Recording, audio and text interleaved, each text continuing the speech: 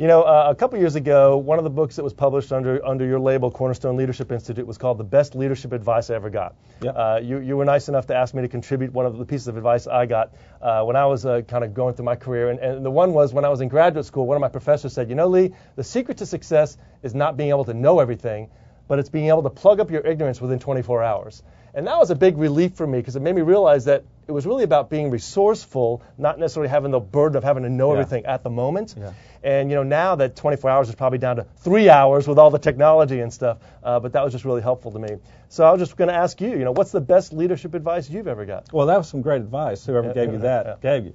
I think the best advice would come from my father, who was my role model, and he's been gone for several years now. Mm-hmm.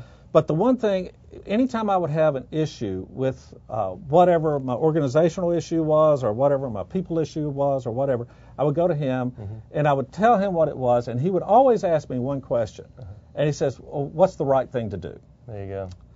I hated that question coming back at me, Yeah. But as I look back, it's the most profound question that you can really have is what is the right thing to do? You take out all the muddle and you look at it, what's the right thing to do? That's right. If Madoff had people asking that question, maybe things had been a little bit different. Or going back to the integrity issue that we talked about earlier, maybe things would be different in Enron and other places. But if you can just answer the question, what's the right thing to do?